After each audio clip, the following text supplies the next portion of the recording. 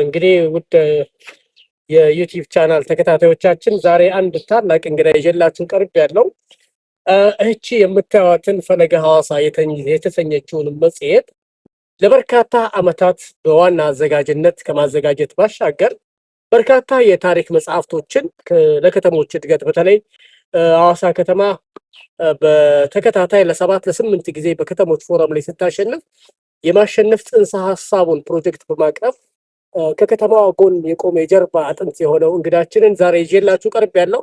እስቲ ለአድማጭ ተመልካቾቻችን መጀመሪያ ራሱን ያስተዋውቀናል። ዘመነ ከበደ እባላለሁ። ሐዋሳ ከተማ ነበር። ከዛ 1996 ሐዋሳ ከተማ አስተዳደር ራሱን ሲያደራጅ ውድድር ገብቼ በባህል ትምህርት በተለይ በባህል ኦፊሰርነት የከተማ ታሪክ መረጃ በማሰባሰብ ተከትዬ ነው እንግዲህ ወደ ሐዋሳ ከተማ እንደበሙሉ ሐዋሳ የሚባል እህት ውስጥ መሰለሰብ ጀምረው ከዛ ጀምረው መጀመሪያ ያደረኩት ነው ያ ተማሳው ከተማ ሲዋቀር ሐዋሳ ከተማ የሚገልጽ ምንም ነገር አልነበረም። መረጃዎች አልነበሩም። ስለዚህ ታሪክ መረጃዎች ማሰባሰብ ነበረብኝ። እንደባለሙያ ሐዋሳ ከተማ ማዘጋጃ ቤት ሰነዶችን በማገራበጥ ታዋቂ ሰዎችን በማፈላለግ መጀመሪያው ስራዬ የነበረው የከተማ መረጃ ከተማ ያለ ነገር ያስፈልጋታል እንግዲህ እሱን ነበር የሚፈልጉት። በዛ መነሻነት ያው ሐዋሳ ከተማ ታሪክ ሊጻፍ ይችላል። ስለዚህ እኔና ካለሙልን መጀመሪያውን የሐዋሳ ታሪክ ሐዋሳ ከተማ ታሪክ ሊጻፍ መጀመሪያው ነገር ጎን ለጎን የፈለገ ሐዋሳ መጽሔት ዜና ሐዋሳ ጋዜጣ በከተማ አስተዳደሩ መሰራት አለባቸው ተብሎ በዚህ ወደ ተግባር ከመጡ በኋላ በተለይ በፈለገ ሐዋሳ ላይ ዜና ሐዋሳ ላይ ነገረ ሐዋሳ የሚል አምድ አለ። እዛ ላይ የመጀመሪያው ሐዋሳ ስትቆረቆር የመጀመሪያ የሚባሉ ነገሮች የሚፈለግ እዛ ላይ ነበር። ከዛም ሌሎች ማህበራዊ ጉዳዮች ላይ ነበር። መጨረሻ ላይ ወደ መሀል ላይ መስራች የነበሩት ስምሬ ሌሎች ማህበራዊ ሰዎች በተለያየ መንገድ ወደ ሌላ መስራት ሲሄዱ ያንን ጊዜ ነው የፈተንኩት እና እንግዲህ በዚህ አጋጣሚ የመጀመሪያው ሶሾ ኢኮኖሚክ ፕሮፋይልም መነሻ እንግዲህ ቢዝነስ ሐዋሳ፣ ቱሪዝም ሐዋሳ፣ ከዛ በኋላም የተቋማት ስኬት ሚኒስትሮች በሰንደ ዱባይ ሌሎች ሚኒመም ሐዋሳ በራሴ በግሌ አይደለም የታተሙት አጋጣሚዎች ከተማ በሚፈልግ ጊዜ የታተሙ ከ10 በላይ ከቡክሌት ከምን ውጭ በመጽሐፍ ደረጃ ሊጠቀሱ የሚችሉ ከ10 በላይ መጽሐፎችን ማበርከት በቅቻለሁ በተለያዩ ርዕሰ ጉዳዮች ላይ ማለት ነው። እንግዲህ ጎን ለጎን ሐዋሳ ከተማ ምናልባት አብዛኛው ሰው ትክክለኛ መረጃ ያለ አይመስለኝም። 99 ላይ 98 ላይ ድሬዳዋ ላይ ሶስት አደጋ መጥቶ 2 ያም መነሻ በማድረግ የእነ ሀቢታትና ኮርፖሬት ሚዲያ ከተሞች የዚህን ያህል ብስቁልና ስላለባቸው ሰዎች ያለበት በሚል ከተሞች ለነዋሪዎቻቸው ሚት በሚል መጀመሪያ ከተሞች ሳምንት ቀን ተብሎ አዲስ አበባ ላይ ተካሄደ። እኛም ተሳተፍ ነበር። ድሬዳዋን ለማስታወስ ዋንጫ ለድሬዳዋ ተሰጠ። ከዛ ጀመረ 2002 ላይ ስለ ሚኒስቴር መስሪያ ቤቱ አጠቃላይ ፕሮጀክቱ ወሰደው። ያ እንግዲህ አብዛኞቹ ከመጀመሪያ ያልነበሩ ሰዎች ሚኒስቴሩ አካባቢ ያሉ ሰዎች 10ኛ ምናምን ብለው ያከብሩታል። ግን ከዛ በፊት የነበረ ነው ያን ሳይጨምር መጀመሪያዎቹ ሽልማቶች ሐዋሳ ያገኘቻቸውን ውጤቶች ያን ሳይጨምር ዋና ሚኒስትር ከተማ ልማት ከጀመረ ጀምሮ በነበሩት አስሮችም 7 ጊዜ የሐዋሳ የዋንጫ ባለቤት ሆናለች። እንግዲህ በዋናነት ከጀምሮ ሁሉንም ማለት ይቻላል ተሳታፊ ነበር። ተሳተፉም ብሎ የተሳትፉ ብቻ ሳይሆን ሐዋሳ ላይ የጻፏቸው ያለ ልምድ በሐዋሳ ነበሩ ማውቃት ልክ ለሰዎች እንዲቀርብ ትልቅ የተሻለ ድርሻ ትልቁንም ባይሆን የተሻለ ድርሻ ላይ ብዬ መናገር እችላለሁ። ስለዚህ በአብዛኛው ክልል ላይ ነው የቆየሁት። ከሐዋሳ ከተማ ወጥቼ ክልል ላይ ከተሞች በነበረበት ጊዜ እዛ ነበር የነበርኩት። እዛም ሆኜ የከተሞች ፎረም ስኖር እጠራለሁ፣ እሰራለሁ። እሱም ብቻ ሳይሆን በየጊዜው ሐዋሳን የሚመለከቱ ነገሮች እጽፋለሁ፣ አሳትማለሁ። ከዛ በኋላ ያው ክልሉ ስንበተን ወደ ደቡብ ኢትዮጵያ ሄጄ ነበር። ከዛ ደግሞ በዚሁ በከተሞች ፎረም ሰበብ ተመልሼ አሁን ሐዋሳ ከተማ ላይ ያለሁት። ሐዋሳ ከተማ ላይ አሁን ባህል ቱሪዝም ላይ፣ ከተሞች የስማርት ሲቲ ላይ፣ የተለያዩ ቦታዎች ላይ የተሻሉ ነገሮችን እያቀረብኩ እየሰራሁ ነው ያለሁት። አጠቃላይ እንግዲህ አጠር ብሎ የኔ ታሪክ የለም። እንግዲህ ዘሌ አንተ ሐዋሳን ቀደም ብለህ እንደገለጽከው የነበረኝ ቅዠት ብለሃል። ያ ህልምህ፣ ራዕይህ፣ ስለ ከተማዋ ያለ ህሳቤ ሐዋሳን ብቻ ሳይሆን ሌሎችም ከተሞች ለነዋሪዎች ምቹ መሆን አለባቸው የሚል ትልቅ ዓላማ ይዘህ በመነሳት ያው ሐዋሳ ከተማ ደግሞ ስለፈለገች አመራሩ ጠርቶ በድጋሚ ስለመጣህና አሁን ደግሞ እየሰራ ስላላቸው ነገሮች እኔም በግሌ ላመሰግንህ እወዳለሁ።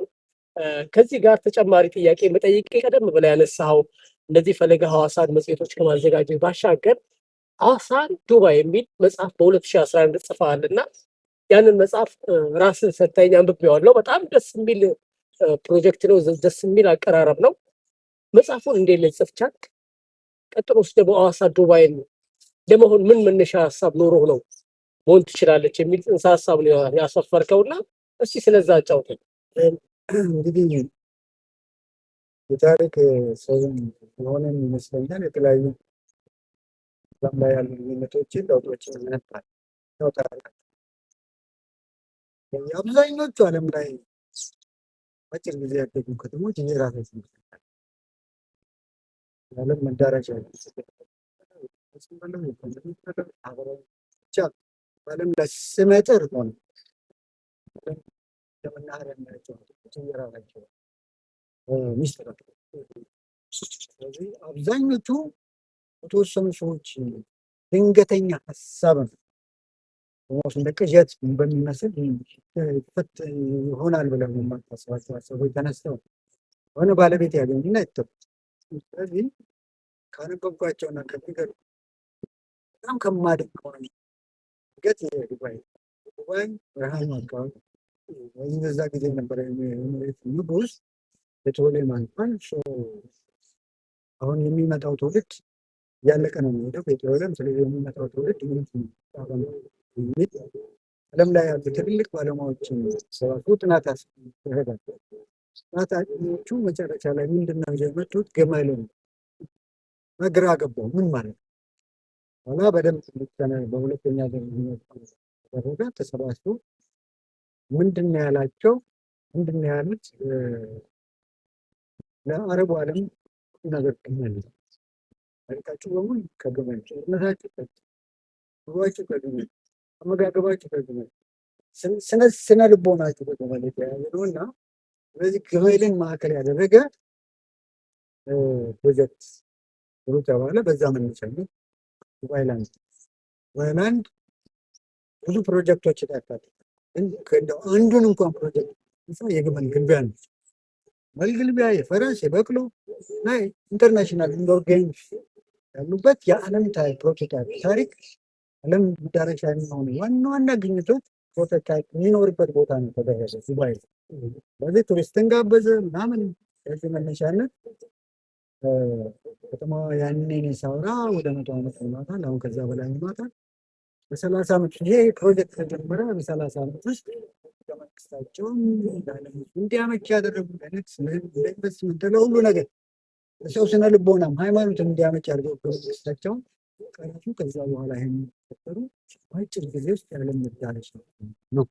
ስለዚህ ወደ ሐዋሳ ያመጣሁት ለምንድን ነው? ሐዋሳም ልዩነቶቿን ፈልጋ የኢኮኖሚዋን የመልቦቷን ፕላን ማድረግ አለ። ስለዚህ ሐዋሳን ቅድም እንዳልኩት በተለያየ መንገድ በሐዋሳና በሐዋሳ ዙሪያ ያሉ ነገሮችን በደንብ አውቃለሁ። ስለዚህ ለምሳሌ ነገር ማንሳት ከተማዋን አቀማመጧን አይተህ ከሆነ ገበቴ ነች። ከሻሸመኔ ስንመጣ የወንዶ ተራራ አለ፣ ከዚህ ማዶ ላይ ተራራ አለ። ስለዚህ ማዶ ላይ ያለ ማዶ ላይ ያለው የሚባለው ተራራ አለ። ስለዚህ ዝም ብለን ብናያት እነዚህ ተራሮች ወደ ውስጥ ደግሞ ስትገባ ታቦር አለ፣ አላሙራ አለ። ከነሱ በስተጀርባ ስትሄድ ደግሞ የሚገራርም ኢትዮጵያን መወከል የሚችል ማህበረሰብ እና የማህበረሰብ መስተጋብር አለ። ስለዚህ እነዚህን ነገሮች ታሳቢ ያደረገ ልዩነቷን ታሳቢ ያደረገ ፕሮጀክት የልማት ፕሮጀክት ከተቀረጸላት ሐዋሳ ምስራቅ አፍሪካ የቱሪዝም የኢኮኖሚና የቢዝነስ ማዕከል መሆን ይችላል። እንደ ኒር ፊውቸር በአጭር ጊዜ ውስጥ ሁለቱ ተራሮች ቢገናኙ፣ በድልድይ ቢገናኙ፣ ያ ፕሮጀክት ዓለም ላይ ቢለቀቅ ዓለምን የዓለምን አይንና ጆሮ ይሰው ቱሪዝሙንም ቆይታ ይሄ ሀሳብ የሐዋሳ ከተማ ነዋሪዎች ብቻ ሳይሆን በአፍሪካ ቀንድ ያሉ የኢትዮጵያን መንግስት ጨምሮ የኢትዮጵያን ሕዝብ ጨምሮ ፕሮጀክቱ ወደ እነሱ ይመጣል፣ ይተጋገዛል። በዛ ጊዜ በአጭር ጊዜ ውስጥ በምስራቅ አፍሪካ በኢኮኖሚ፣ በቱሪዝም፣ በንግድም በሁሉም መስክ መሪ የሆነች የቀጠናው ከተማ መፍጠር ይቻላል። ይሄ ነው እንግዲህ ቅዠቱ ይሄ ነው። ምናልባት እዚህ ጋር ብዙ ጊዜ የማነሳው ምንድን ነው የእብድ ሀሳቦች ሀገር ይቀጥላሉ። ስለዚህ እብድ ሰው ትፈልጋለች። አንድ ሰሞን ላይ የከተማ አመራሩ ማህበረሰቡ ስቴክ የምንላቸው እስከ ላይ ፌደራልም ክልልም ያሉ ሰዎች በዚህ ዙሪያ ማበድ አለባቸው። ኢምፖስብል የሚመስል ግን መተግበር የሚችል ነው። ስለዚህ ከዚህ ጋር ተያይዘው አሁን ሰሞኑን የሚታዩ እንቅስቃሴዎች አሉ። በተለይ ለነዋሪዎች አመቺ ትሆን የሚያስችሏቸው አሁን ትልልቅ ፈጣን የሆኑ ልማት እንቅስቃሴዎች እያየ ነው። ስለዚህ በዚህም መንገድ ለምሳሌ ኮሪደሩን አንድ ምሳሌ ማንሳት ይቻላል። በአጭር ጊዜ ውስጥ በጣም ታምር እየተደረገ እኔ ያሰብኳቸው ሀሳቦች በአጭር ጊዜ ሊሆኑ እንደሚችሉ ማሳያ መሰረትም ነው። 2020 ነው የሚለው። ስለዚህ ይቻላል። ዋው ዘንዴ በጣም የሚገርም ሀሳብ ነው የነገርከን። አሁን እንዳልከው አሁን እየተካሄደ ያለው በአጭር ጊዜ ነው። 2 ወር 3 ወር አልሞላም። የሐዋሳ ከተማ አሁን ይሄ የኮሪደር ልማቱ እያሳየ ያለው ለውጥ በጣም ፈጣን ነው። ምናልባት ይህንን ፕሮግራም የሚከታተሉ እንግዲህ ይሆናል እያለን ነው። ባለታሪክ የከተማችን እንግዲህ የጀርባ አጥንት የሆነው ይህን ያቀረበውን 2020 የሚለው ፕሮጀክት አሁን እየታየው ካለው ፍንጭ ጋር መሆን ይችላል የሚለው ሌሎችም ከዚህ ጋር ተያይዞ ያሉ ርዕሰ ጉዳዮችም ከዘሌ ጋር ይኖረናል። እንግዲህ ይህንን ሀሳብ ደግሞ አዲሱ ከንቲባችን አቶ ጥራቱ ወደ ተግባር ይቀይሩታል ብለን ተስፋ እናደርጋለን። ከዘሌ ጋር የነበረኝ ቆይታ አላለቀም። በሚቀጥለው ክፍል 2 ላይ ይዤላችሁ እቀርባለሁ። ዘሌ አሁን ላደረክልኝ ቃለ መጠይቅ ሌላ ተጨማሪ የምትለው ሀሳብ ከሌለ ካለም አክልበትና ብንሰነባበት። ይህ ሀሳብ በጣም ሰፊ ሀሳብ ሀሳብ ነው ያለው። ብዙ መመዘር ያለባቸው ነገሮች አሉ። ዞሮ ዞሮ ሐዋሳን ለመቀየር ይቻላል። በይቻላል መንፈስ እንቀጥላለን። አመሰግናለሁ። ህዝቡም ነጋዴው ማህበረሰብም የከተማው ነዋሪ ከዚህ ፕሮጀክት ጋር አብሮ ከተጣመረና ወደ ተግባር ከሄደ በተለይ ደግሞ ተፈጥሮ ሐይቅ አለን። ዱባይ በረሃውን ያለሙት እንደነገርከን። ስለዚህ እነሱ በረሃውን ማልማት ከቻሉ እኛ ደግሞ እንደዚህ በቱምቢ የተቀረጸች የምትመስል ከተማ ነው ያለችን። ለጥ ያለ ሐይቅ አለን፣ ተራሮች አሉ። ስለዚህ እንችላለን በሚለው ሀሳብ ከአድማጭ ተመልካቾቻችን ጋር እንድሰነባበት። እንግዲህ ይህንን ቪዲዮ የምታዩ ሁሉ ላይክ፣ ሼር በማድረግ ከጎናችን መሆናችሁን እንድታሳዩን እንፈልጋለን። ከዘሌ ጋር የነበረኝን ቆይታ ይህን ይመስላል። እንወዳችኋለን። ዘሌ ቴንኪዩ ስለደረክልኝ ቃለ ምልልስ ከልብ አመሰግናለሁ።